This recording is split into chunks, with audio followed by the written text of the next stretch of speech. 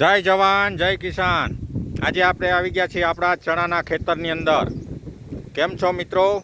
મજામાં ને? મજામાં જ હશો, કારણ કે આપણે આ શિયાળાની મોસમ છે, ગુલાબી ઠંડી પડે છે, એટલે ખાવા પીવાની મસ્તી મજા હોય, એટલે બધા મજામાં જ હોય।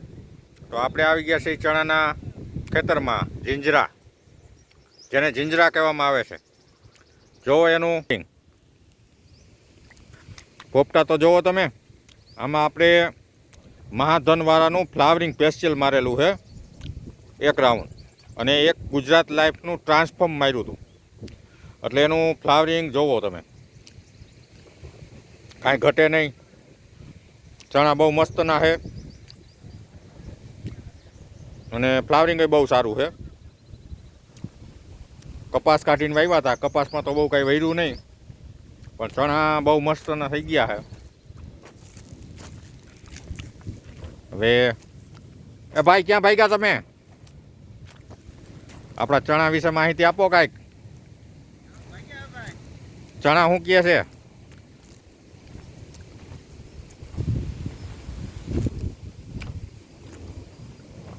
પાજો ચણાને ખાતર બાતર નાખો કાંઈક। ખાતર તો નાખ્યો ભાઈ। નાખ્યું? હા હા, ખાતર નાખ્યો ને પાણી પાવવો પણ આવે છે, પીરા છે દેખાય એટલે નથી પાવવો। હા, હવે આ ડુંગળીમાં ધોરીઓ કર્યા, ડુંગળી તો હજી થોડીક રહી ગઈ છે કિયાર ખાવાની રાખી। ખાવા રાખી છે। આ ચણામાં જો કાયમી પાણી જાય છે એટલે નકરા પીળા જ દેખાય છે, પોપટા જ નથી। એટલે ચણાની અંદર માપે માપે પાણી પાવાનું હોય, નકર તો ફાલ લાગે જ નહીં। જો આ એનું બધાને કહેતા હોય કે ચણામાં પાણી જોઈએ, પણ માપે જોઈએ। ટાઈમ ટુ ટાઈમ પાણી હોય ને તો વાંધો ન આવે। વધારે પાણી થઈ જાય તો પછી આવું થાય। ચણા પણ બહુ મસ્તના છે, તો થોડાક રાખી દીધા કપાસના લોભે, અડધા જ વાવ્યા, નકર બધા વાવી દીધા તો જમાવટ પડી જાત। અમારી આ ડુંગળી થઈ ગઈ કમ્પ્લીટ લણાઈને। હવે આનું શું કરવાનું? કચરાનું કોઈક ભરવારને દો। જો આપણા ધાણા છે, ધાણા 1 નંબર ઊભા છે, પણ ચાકરના હિસાબે મમરી થઈ ગઈ। થયા દાણા બસ પેપડા જેવા છે, જાજી મમરી થઈ ગઈ।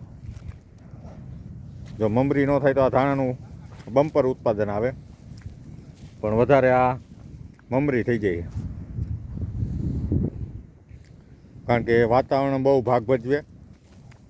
આ બધી અમારો ખેતીની પેદાશ બધી કુદરત ઉપર આધાર રાખે। વાતાવરણ જો અનુકૂળ હોય તો સારું થાય, વાતાવરણ સાથ આપે, વરસાદ, વાતાવરણ એ બધું ભાગ ભજવે। અમારે તો હાથમાં આવ્યું તો અહીંયા કહેવાય, નકર આ તો કુદરતના હાથમાં છે।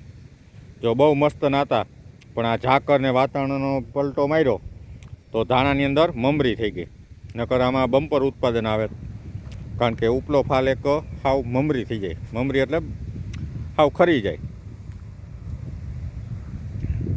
અને અત્યારે જો ગમી ઘઉં કે ચણાને ધાણાને પાય તો પવનના હિસાબે ઢળી જાય। જો આ ઢળી ગયા, ઢળી જાય એટલે વજનમાં ફેરફાર થઈ જાય, કારણ કે ભાંગી જાય,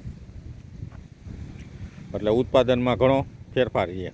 એટલે દર વર્ષે ઉત્પાદન સારું આવે એવું ન હોય। કુદરત સાથમાં હોય તો ઉત્પાદન સારા આવે અને ભાવે સારા મળે। ભાવ તો કુદરતના હાથમાં નથી, એ બધા આ બધા વેપારીઓ અને કેવીક માંગ અને બધી કેવીક જરૂરિયાત છે એ પ્રમાણે થતું હોય, પણ કુદરતી વાતાવરણ સાથ આપે તો ઉત્પાદન સારું આવે। અને આ સાલ બધું સારું છે, પણ આ વાતાવરણ છેલ્લે બગડ્યું છે, એટલે અમારે ધાણાની અંદર આ પોઝિશન થઈ છે, નકર ધાણા 1 નંબર ઊભા છે। પણ જે ઉપલો ફાલ, જે નફો કહે ને, નફો અમારો આ ખેંચી જાય, કારણ કે ખર્ચા એવડા થયા હોય। એટલે ખેતીની અંદર તો બધું જેમ છેલ્લે થાય એ જ વસ્તુ અમને નફો હોય, વધારાનું થાય, ઉત્પાદન સારું આવે તો વધારે નફો થાય, નકર અમારે સરભર ચાલતું હોય ખેડૂતને। ધાણા હવે ઓછા ફૂલ થઈ ગયા છે, હવે પાણી જોઈ, પણ પાણી પાવાની દ્રષ્ટિએ કરી તો ધાણા આડા પડી જાય, કારણ કે પવન બહુ છે. એટલે આવું બધું છે. ધાણા જે પેલો ફાલ લાગ્યો એ બહુ મસ્તીના થયા છે, પેપડા જેવા દાણા છે. પણ જે ઉપરના ફૂલ હજી દેખાય છે એ થઈ જાય, ઓછા ફૂલ છે, 20% ફૂલ છે. અને એમાં જો આ વાતાવરણ ઝાકળને આવે એટલે તો મમરી થતી હોય. મમરી એટલે ખરી જાય, ફૂલમાં ફળ ન બેસે. જો આ બધી મમરી થઈ ગઈ, એમાં ને એમાં ફૂલ ચોંટી જાય. અને બધાય થઈ જાય તો જમાવટ થઈ જાય ધાણાની અંદર. પણ આ વાતાવરણના હિસાબે જો આ મમરી થઈ ગઈ, આમાં ચોંટી જાય. ધાણા બહુ મસ્તના છે, 10 વીઘાના ધાણા છે, કાંઈ ઘટે નહીં. આખું ખેતર એ સફેદ ચાદર ઓઢી ને એવું થઈ ગયું હતું. અત્યારે હવે ઓછું થઈ ગયું, કારણ કે ધાણા બંધાઈ ગયા હતા. હવે ઉપર થોડા ફૂલ છે, એટલે હવે અઠવાડિયા 10 દિવસમાં ફૂલે બંધ થઈ જશે. ધાણા જે એક બે ઉપર થવા હોય થાય, નકર 4-5 એક લૂમખાની અંદર ધાણા થવા જોઈએ. ઓલા એક બે ધાણા થાય એટલે ઉત્પાદનમાં ઘાટી આવે. જો વાતાવરણ સુધરી જાય, સારું થઈ જાય તો રેડી થઈ જાય.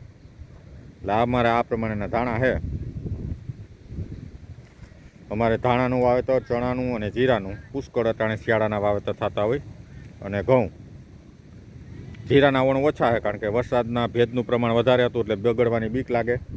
તોય જીરા વણ સારા રહી ગયા, કારણ કે આ કેમિકલની દુનિયામાં જુદા જુદા ટેકનિકલ ફૂગનાશકો આવ્યા રાખે, એટલે ખેડૂતો ઉપયોગ કરે અને બગડવા ન કરે. પણ તોય કુદરતના હાથમાં છે આ બધું. હાલો, આજનો આ બ્લોગ આપણે અહીંયા પૂરો કરશું. જય જવાન, જય કિસાન. અને આપણા આ બ્લોગની અંદર લાઈક, કોમેન્ટ અને શેર કરજો, જેથી કરીને આપણને તમારા સપોર્ટથી સારું રહે. હાલો, આજનો આ બ્લોગ પૂરો કરશું. નવા બ્લોગમાં મળશું. ત્યાં સુધી રજા આપશો. Bye bye, Tata.